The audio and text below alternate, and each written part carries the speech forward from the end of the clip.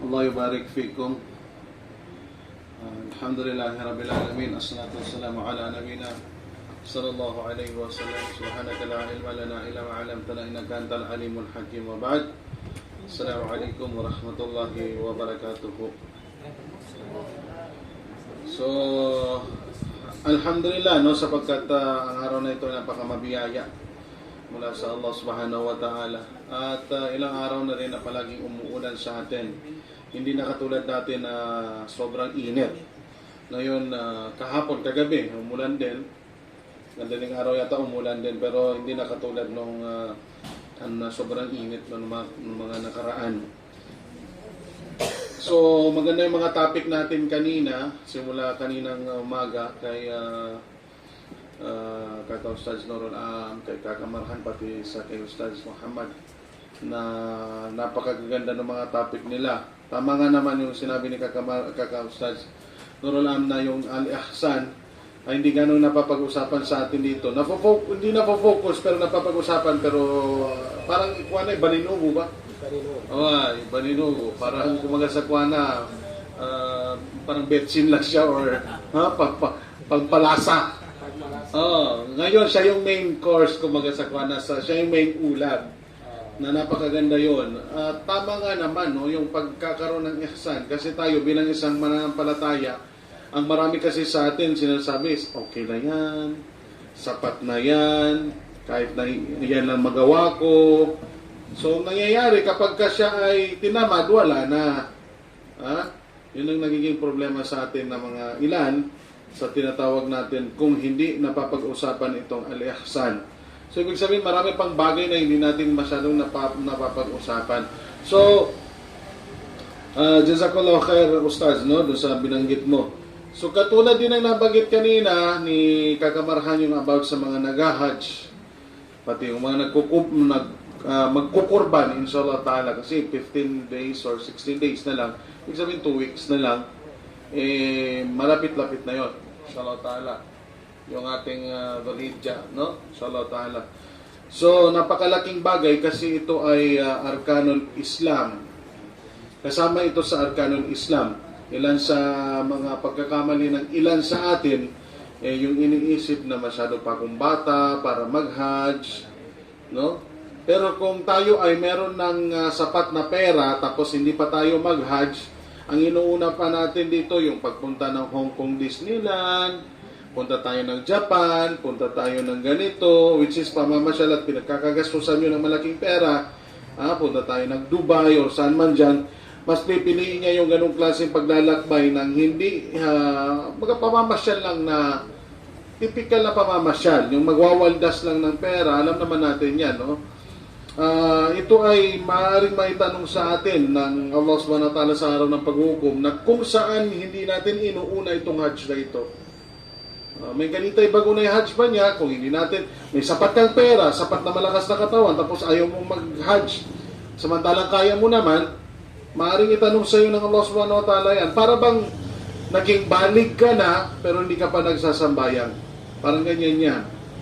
Parang zaka rin. Sobra-sobra yung yaman mo pero hindi ka nagsazaka. Siguradong ipaplansya sa iyo ng Allah subhanahu wa ta'ala itong zaka na ito sa iyo. Itong pera mo na yan.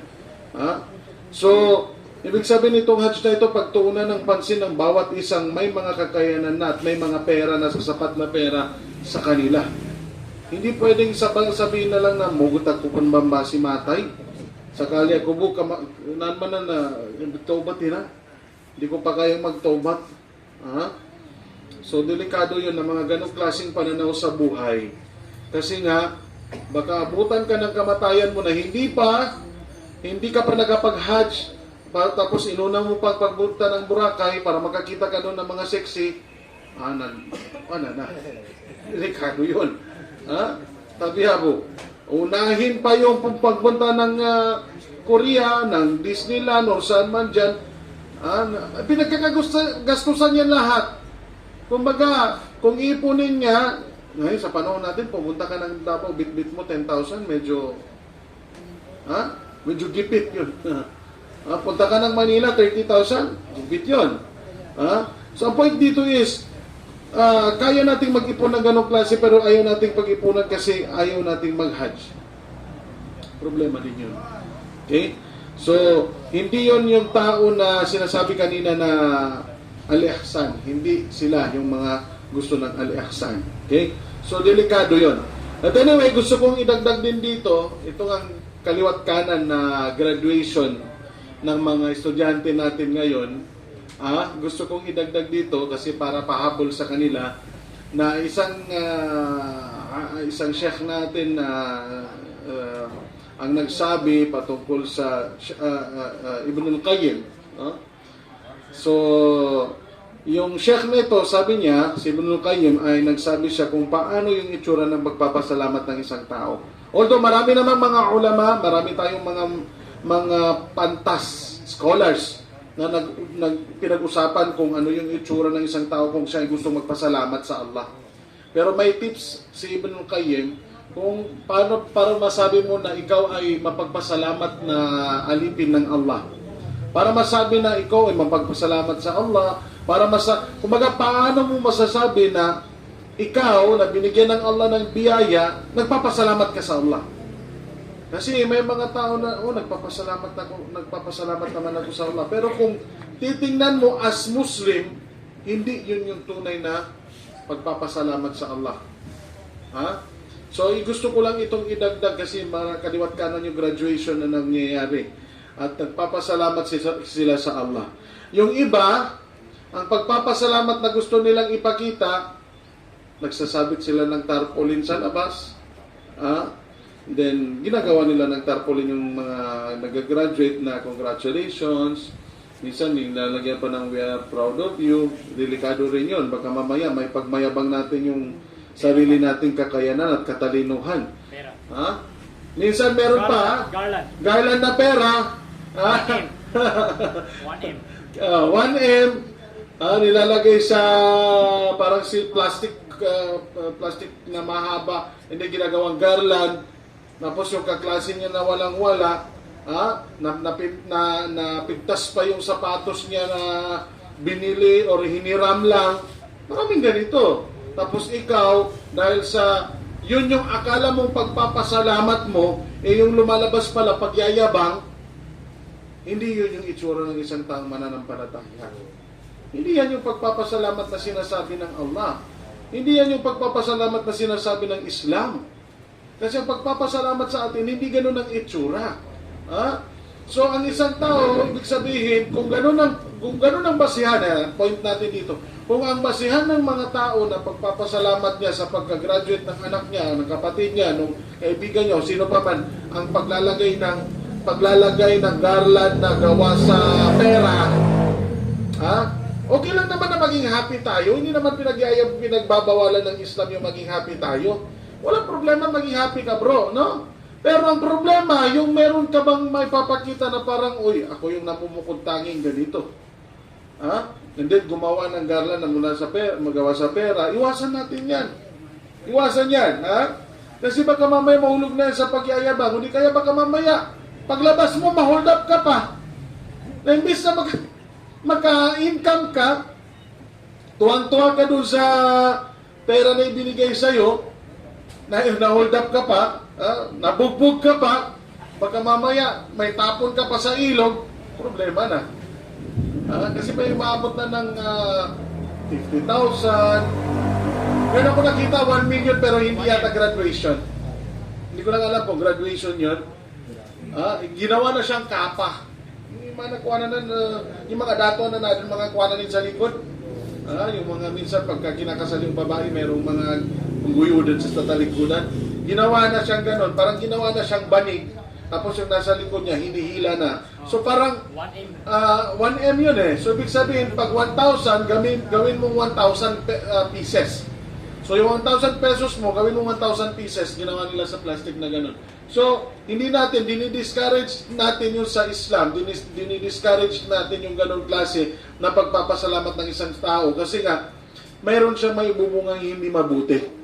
Pero pagiging pwede lang yun, bro, kung gagawin niya yun, kung sasabihin niya yung mga kaklase niya, total 1,000 katao naman tayo dito, kumuha ng bawat isa dito ng isang piraso. Pwede yun. Tawagin pa tayo, bro. Pwede, ibig sabihin, isasadaka niya. Pwede yun. So, kumaga sa walang problema. Pero kung ipagyayabang niya lang, problema din yun. So, hindi yan yung uri ng pagpapasalamat kung meron tayo. Kasi kung gano'n ang uri ng pagpapasalamat, kawawa naman yung mga mahihirap na kamag-anak natin, mga kaibigan natin, o mga kakilala natin. Kasi hindi sila makakapagpasalamat. Kung ang pagpapasalamat ay sa uri lang ng pagpapakita ng mga kayamanan natin. So, hindi maganda yon, no? Yung mga ganong klaseng mga pagpapasalamat. Sabi nga ni Ibnul Qayyim, ang uri ng pagpapasalamat, simple lang. Kanyang binigay dito 3. Okay? Number 1 dito, sabi niya, kailangan sumunod ang isang tao sa Allah. Ta'atullah. Kahit na anong mangyari sa kanya, nandun pa rin yung ta'atullah. Yan yung binanggit ng Rasul sallallahu alaihi wasallam, ittaqillaha haythuma kunt. Katakutan mo ang Allah kahit saan ka naroon. So, halimbawa, nag-graduate ka, nagtapos ka, sama na natin, kung meron tayong mga income like, for example, naging mayaman tayo, dumami yung kayamanan natin, ay, paano yung pagiging mapagpasalamat na isang tao? Sabi ni Sheikh Ibnul Qayyim, ay, kailangan matatakutin ka pa rin sa Allah. So, ang sabi dito, yung isang tao na binanggit ng Rasul sallallahu alaihi wasallam na dapat ng isang ugali niya is ittaqillahi thumakun. Katakutan mo ang Allah kahit saan ka naroroon. So, yung naroroon dyan, sabi ng mga ulama natin, is yung naroroon na kung saan yung lugar. Okay? Halimbawa, kung nandoon ka sa Manila, kaya doon ka ba nag-aral, o nandoon ka sa Davao, kaya doon ka nag-aral, nandoon ka sa Cebu, doon ka nag-aral, o saan pa man dyan, kailangan panatilihin mo pa rin yung takot mo sa Allah.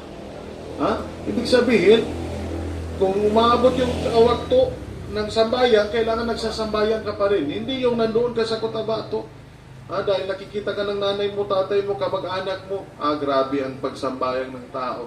Pero pag nandoon na sa Manila, nandoon na sa Davao, nandoon na sa mga lugar na hindi niya na nakikita yung mga kakilala niya, wala na yung pagsasambayan, wala na yung pag-ibada. Bakit? Kasi nawala. So, ibig sabihin, siya pa ba nagkasupak? Ibig sabihin, nababanggaan niya na na-against siya. Doon sa hadis ng Rasul sallallahu alaihi wasallam na ikatakutan mo ang Allah kahit saan ka naroon. So, ibig sabihin, yung lugar na yan na nandito ka sa Cotabato City, matatakotin ka kasi nakikita ka ng mga kasama mo, may takot ka sa Allah, alhamdulillah. Pero kung nandoon ka sa ibang lugar, ay matakot ka pa rin. At saka, isa yan sa palatandaan ng isang tao ay totoo yung kanyang pananampalataya. Yung takot niya sa Allah ay totoo. Yan yung isa sa ibig sabihin niya. Kumbaga kung titingnan natin, is yung takot na yan, nandito sa'yo palagi. Kasi kung nandito ka sa Cotabato, may takot ka, ganun din sa malayo kang lugar. Ibig sabihin, yung takot mo sa Allah ay totoo. Yan yung binanggit kanina, ni Ustaz, na Al-Ihsan. Sayan sa halimbawa ng Al-Ihsan. Yung takot mo dito at takot mo doon pareho. Kasi iniisip mo yung ihsan, an ta'budullaha ka'annaka tarahu fa in lam takun tarahu fa innahu yaraka. Sambahin mo ang Allah ng tunay na nakikita mo siya, parang nakikita mo siya. An ta'budullaha ka'annaka tarahu. Para mo siyang nakikita. Fa in lam takun tarahu, kung hindi mo man nakikita ang Allah, syempre hindi mo talaga nakikita ang Allah, ay isipin mo ay nakikita ka ng Allah. So, lahat ng gawain natin, ito tips lang sa atin ito, lahat ng gawain natin, basta't alinsunod sa Quran at alinsunod sa hadis, isipin mo na ito ay ibada mo. Isipin mo na ibada mo. At kung ginawa mo yan ng may halong ihsan, ano yung ihsan? Ulitin natin, na ginagawa mo yun, pinagbubutihan mo yun, kahit na hindi ka nakikita ng maraming tao, kasi nakikita ka ng Allah. Yun na yung ihsan. Ibada. Malalaglag yun sa ibada. Halimbawa, meron kang nadaan ng basura sa daanan. O di kaya tinik sa daanan. And then, tinabi mo. So, ito ay para sa iba, maliit lang na bagay. Yung iba, iniisip pa, pag mayroon siyang kinain, sa daanan siya, itatapon niya lang sa kalsada. Bakit itatapon niya sa kalsada? Kasi iniisip niya, or hindi niya iniisip na yung pagtapon ng basura sa tamang lalagyan ay isang uri ng ibada. So, ang nangyayari, Nawawala yung kanyang pangunawa sa tinatawag na ibada, kasi ang ibada, kasi may binanggit ang Rasulullah sallam, kullu ma'rufin sadaka, lahat ng mga gawaing mabubuti ay sadaka. So, ibig sabihin, maaari palang ibada itong mga maliliit na bagay na iniisip ng ilan na walang kwenta. Bagitog sa basura, sa kalsada. Ang akala niya, maliit lang na bagay, pero malaking bagay pala. Ito ay malaking bagay pala sa Allah subhanahu wa ta'ala.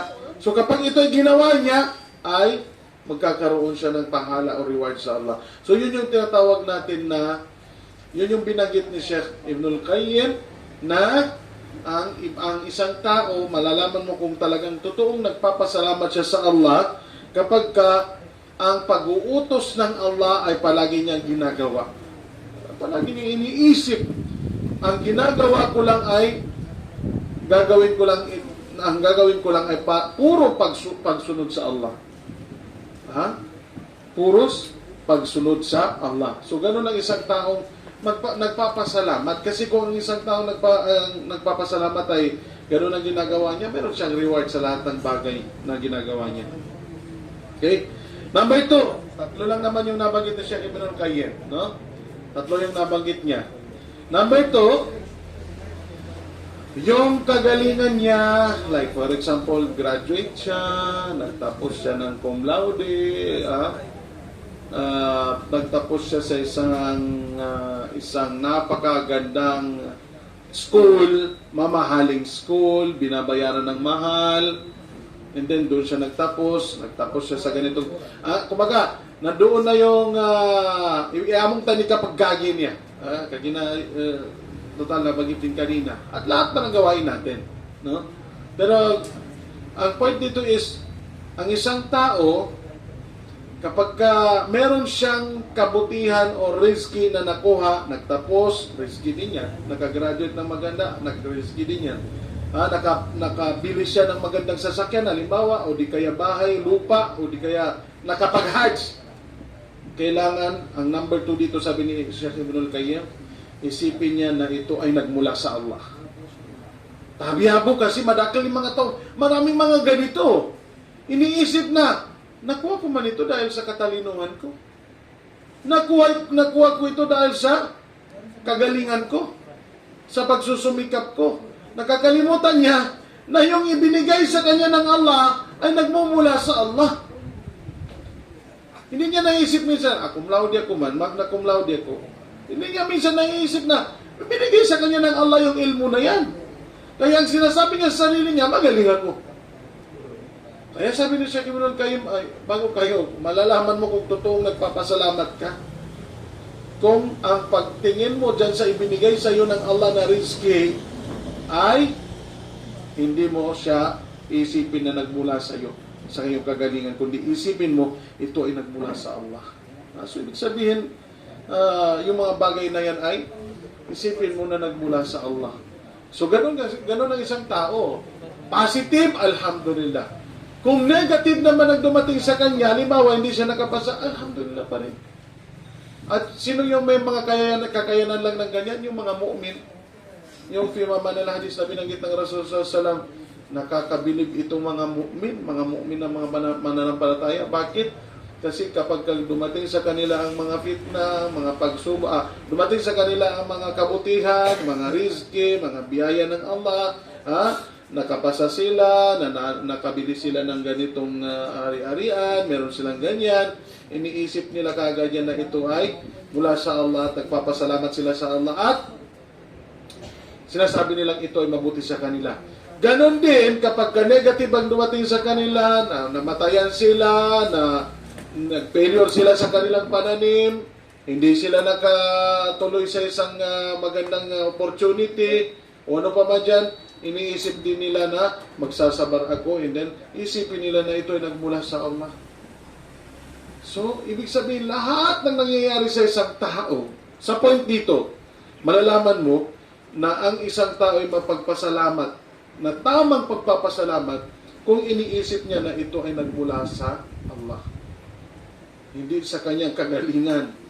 Kasi baka mamaya, pag sumubra yung tingin mo sa bilib mo sa sarili mo, wala ka nang kikilalanin, baka isipin mo na, nandyan na yung ginagawa mo na, baka doon ka na malaglag sa un-Islamic na gawain. So kapag doon ka na nalaglag sa un-Islamic na gawain, sunod-sunod na yan. Gagawin mo na yung mga gusto mong mga maasiya, gagawin mo na kung anong gusto mong bilihin na kahit na haram, gagawin mo ng pambili doon na kahit na haram. Ha?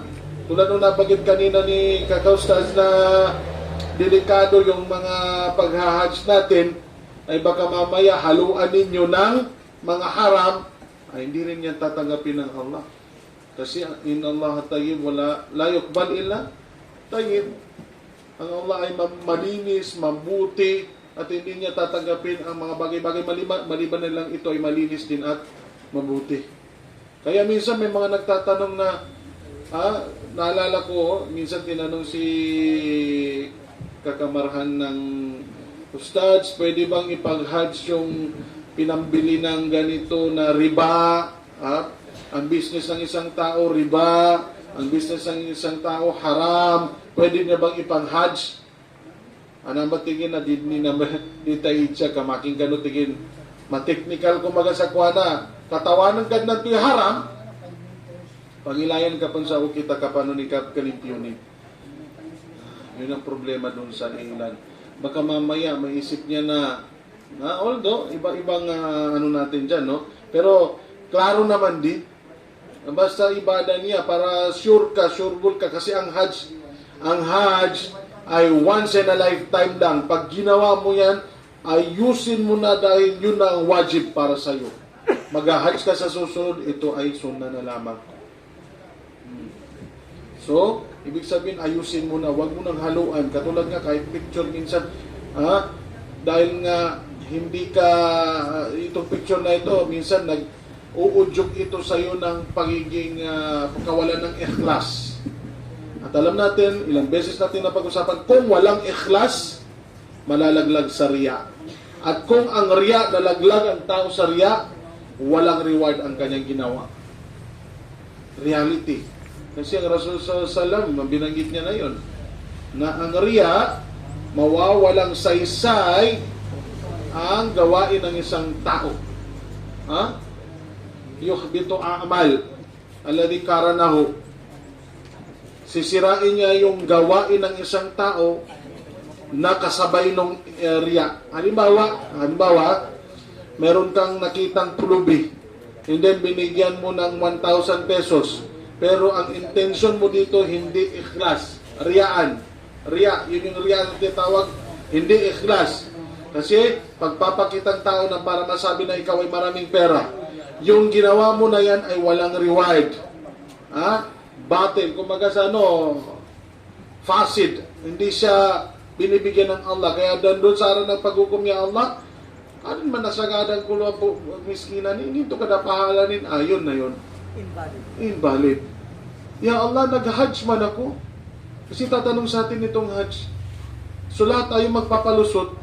May mga tao na, ya Allah, nag-hajj ako. Pero sana yung reward. Ada ka mapag-ikhlas. Kaya ka bagito mo, nanggun ka mapakilay ka ng mga tao.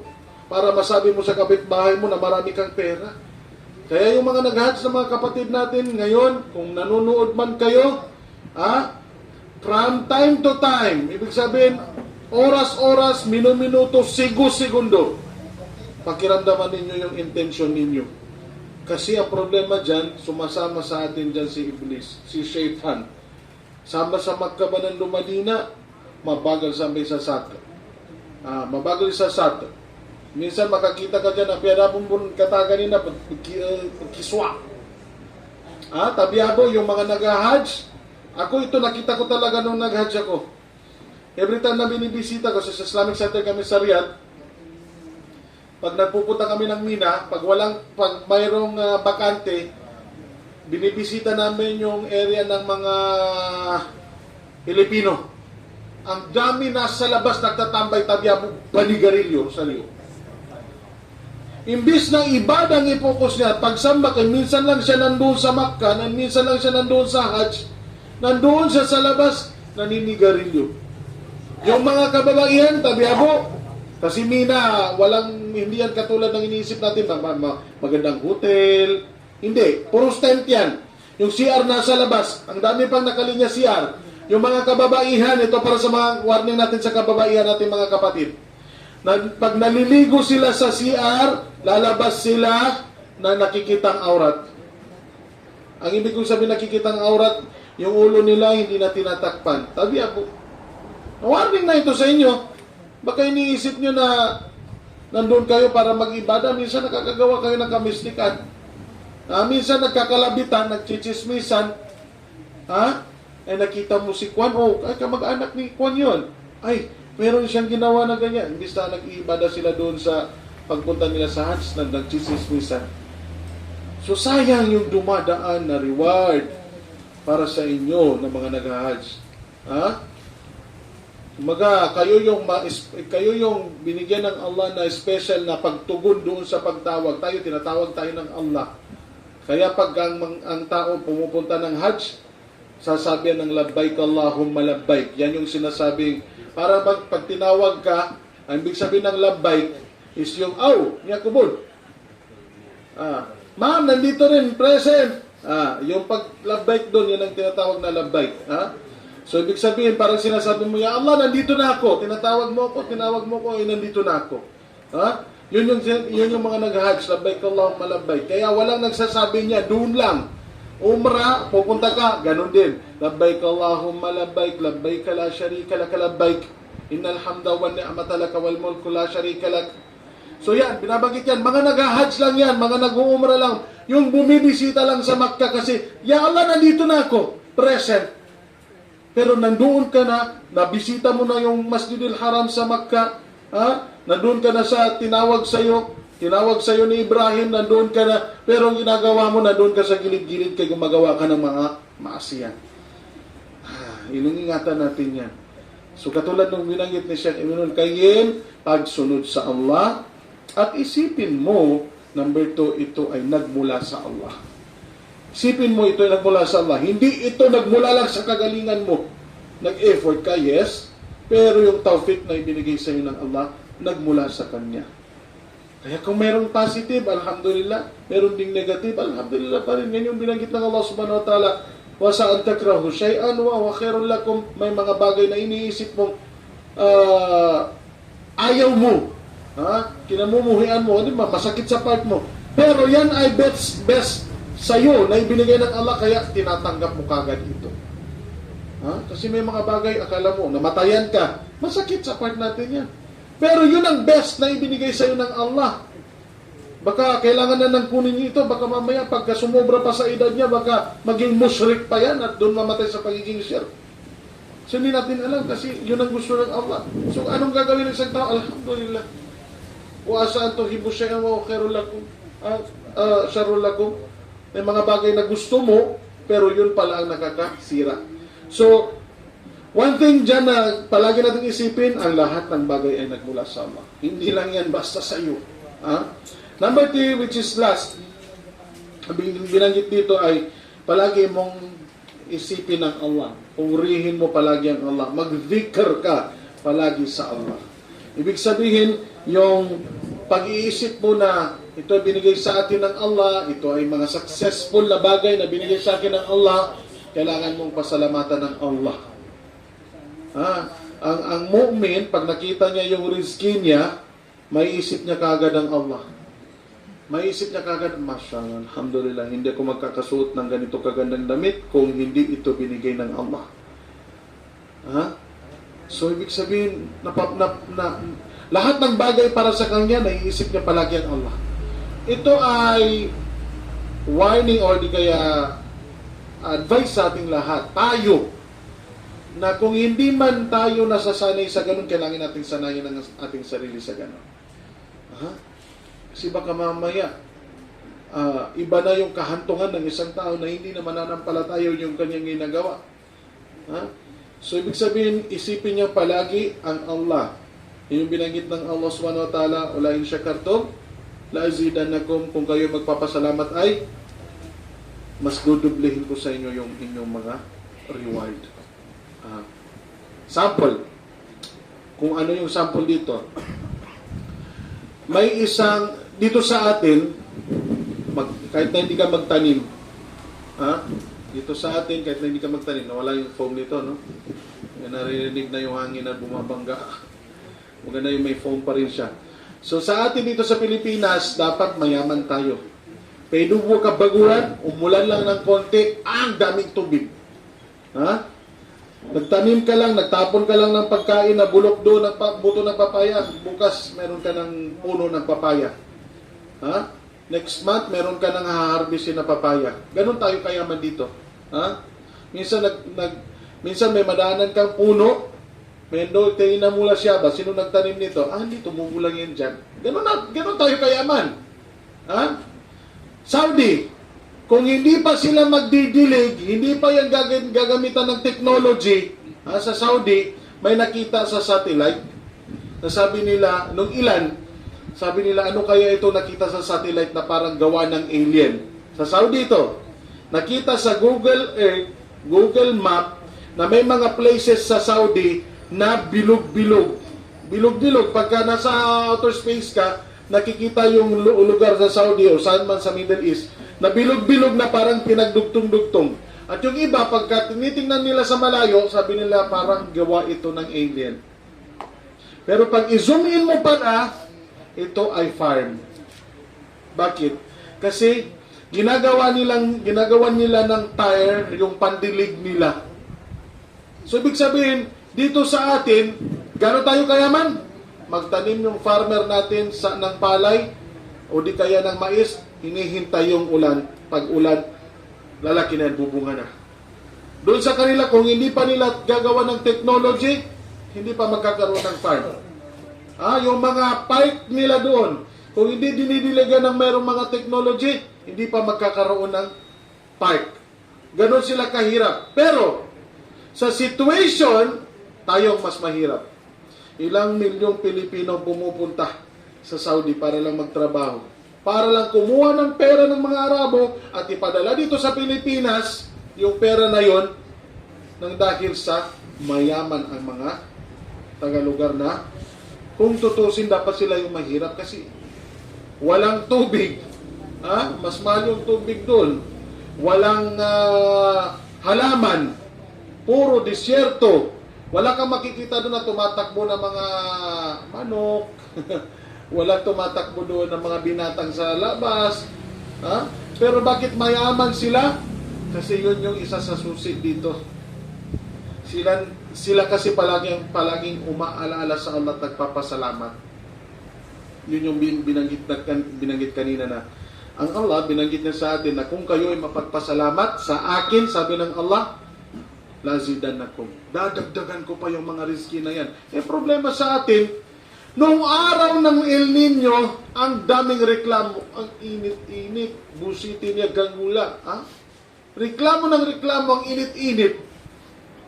Noong umulan naman, may bagyo na. Reklamo naman ng reklamo. Walang rizki. Bakit? Kasi puro reklamo. So, nandiyan na yung dapat na pasalamat sa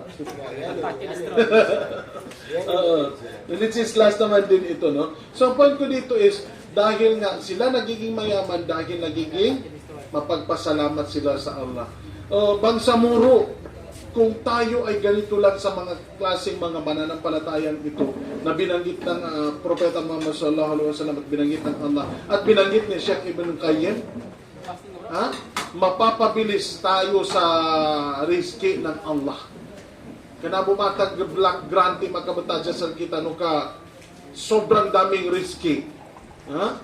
So katulad ng Malaysia, kasi palagi marami silang mga masjid doon. Nag-abroad yung mga tao doon. So ganun, sample dito, no, na palagi natin na purihin at pasalamatan ng Allah sa mga pangyayaring ito na meron sa atin, no? So yan lang ang gusto kong idagdag dito na napakaganda na simple, tatlong piraso, tatlong advice na binanggit sa atin sa Ibn Qayyim. Number 1, ang pagsunod sa utos ng Allah. Number 2 ay ang pagtanggap ng gawain ang langit. Lahat ng rizki na ito ay nagmula sa Allah. At ang lastly dito ay ang pag-alala mo sa Allah. So, sabihin na magbabarakat na ito sa iyo inshallah subhanahu wa ta'ala. So, hanggang dito na lang yung akin para madugtungan pa ni Kaganurul Ama at least mag-closing niya pa, no? Jazakumullah khair wa akhiru da'wana alhamdulillahi rabbil alamin.